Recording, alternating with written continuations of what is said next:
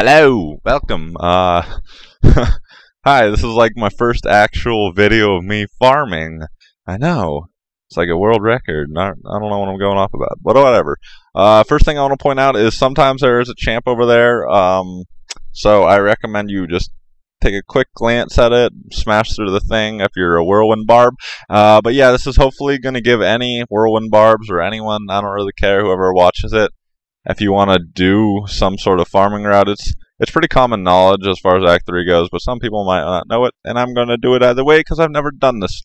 As far as this first area goes, just check some of, like, you notice how I just checked, like, where I found my first champ. I checked that area, and I just recently checked those stairs, like 2 seconds ago. You don't have to check every, like, stair case there is in the first zone and the second zone, but there are generally some champs at like a few of the staircases, so I check the ones that you see in the video. I'm sorry I can't like pinpoint the exact place, but maybe you can rewind or whatever. Quick notes about this video. Let's see. My run went from 5:25 to 6:15, so a 50-minute run. Of course, I've said before that my runs would generally take like an hour to an hour and a half or so. The general hour and a half ones would be ones that I actually did in my like complete farming, but this was just kind of like a snippet of generally what I would do, and I skipped the place right before the Bridge of Corsic, like the first snowy part. And I didn't do like the caves, all the little mini dungeons, because I didn't feel like it, and the video would be shorter. Part of the reason too is I've been really bored with that old farming route. I needed some change up, and I decided to change my my farming route up. Yeah, I changed it up from what you're seeing even now. I just did this for purposes. This is generally like just going straight through it like you're doing the act. I changed it up from doing like Tower of the Cursed first and then go into all the zones. So you can generally do all the zones in whatever way you feel like it. I think that was all. No. Okay. Oh my god, I'm so sidetracked. I literally just did this commentary, and it got deleted because it wasn't working. Whatever, that's enough of that. I hopefully will give some tidbits and tricks. My first, I guess, will be those stupid ranged weasel porcupine things. Those are quite annoying. They hit really hard and they run. They're no fun. Like, to any and all whirlwind barbs, I'm sure you already know ranged mobs are really stupid. For the little porcupine guys, that was not a champ pack, that was the elite pack, so it only had one. Let's see, my advice, just focus down the main guy. If it's a champ pack, which is like, I'll just say things for like champ packs. If it's a champ pack, again, just focus down one. Generally for any ranged mob, you want to just focus down one, except I find those big fat goat guys later on in Act 3. Those guys, you kind of just whittle down whatever you see. They run way too much, and they have that fire shield. It doesn't really matter. The rest, like the succubi, the skinny goats, and the flying, like, bird things, those are all pretty easy, as long as they're not terribly affixed. They're all pretty easy because they don't run as much. As far as the bird guys go, too, you can generally just sit around one, and the other two will always, like, come back. Like, they're kind of like melee mobs, almost, but not quite. Enough of that. Hopefully you got some of that, because I'm sure there are some whirlwind barbs out there struggling with ranged mobs. They're really annoying, especially if you're undergeared. About the keep depths. The keep depths are, you can really take any way you want. You noticed at the start I went from Bastion's Keep through the main entrance. You can really do keep depths level 3 if you want first. It doesn't really matter. As far as keep depths go, keep depths 1 is it's pretty damn hard to keep up your stack throughout the whole way unless you get lucky with champ packs. I'll lose it like quite often in keep depths level 1.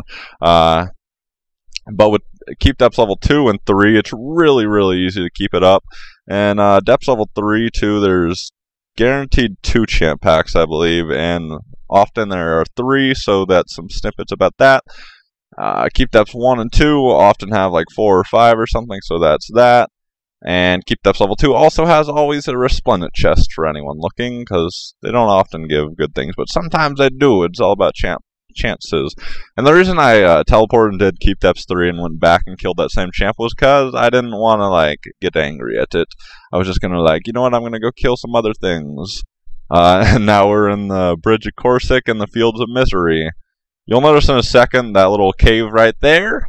You can go in the cave. The mobs are a bit hard. I didn't go into it. I usually go into it, but I didn't go into it right now because I just wanted to shorten it up and I didn't care and whatever. All this, again, I just wanted to make my life easier when making this video because Diablo 3 is really boring for me. I'm trying to change it up. You know, my last little monk death video, that was purely just because I was bored, and I don't think I'm gonna play hardcore ever again. That's, I guess, my best explanation. But the fields are pretty easy to keep up your stack. There are guaranteed 2 champs, I believe, and a lot of times there's 3, sometimes there's 4. Just check around like the whole area. Sometimes they come from the sky. That's where the big bird things first appear. That little thing, that door thing that I went into, I'm pretty sure there's never a champ pack if the door is closed, but there's always a champ pack if the door is open. So that's a little tidbit about that. Sometimes it's kind of hard though because it's very, very small, and if the mobs have like molten, it kind of gets annoying. I don't have Siege Breaker in this run because I didn't care.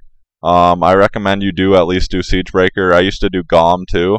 Gom's decently easy for me, but I just want to kind of speed it up, and I like being able to choose my path rather than have to do like straight up Act 3. That's why I'm kind of doing that. So I do recommend you do at least Siege Breaker. We're in Tower of the Damned level 2 now. We were just in level 1.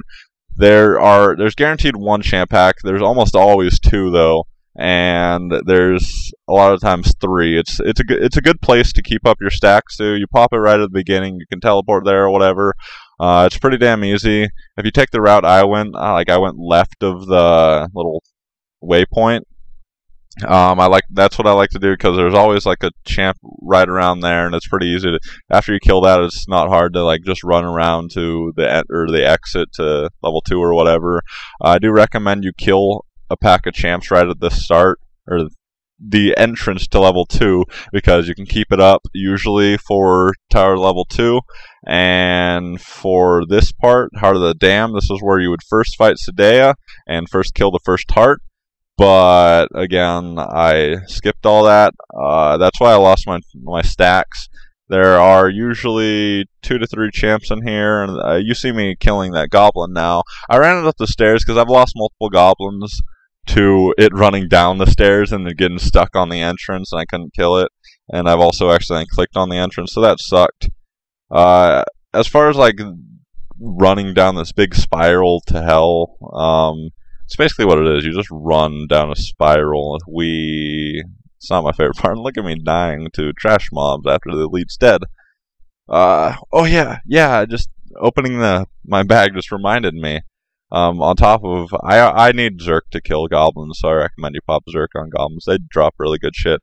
But as far as loot goes, it makes it a hell of a lot easier if you memorize what good items are and what bad items are, so you don't pick up like level 58 items that are never going to be good. I only pick up level 61 plus armor, 63, all 62s and 63s of course, and I pick up any rings, any amulets, and like barb belts. I will pick up like any level really too, because sometimes those can be good.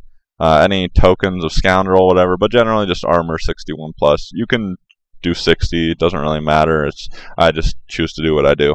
As far as this, I cut out the first champ pack, and by cut out I mean my wrath wasn't up, so I went to the bathroom and stopped recording just to wait for it to come up. And the first champ, it was an Invone minion fat guy, so I decided, you know what, to make this easier because I was having trouble with it. I think it had Molten too. I was like, I'm going to go grab some other champ packs, and the next one was Electrified Goats. I was like, crap! So I went and grabbed the other champ pack, and they're all really bad.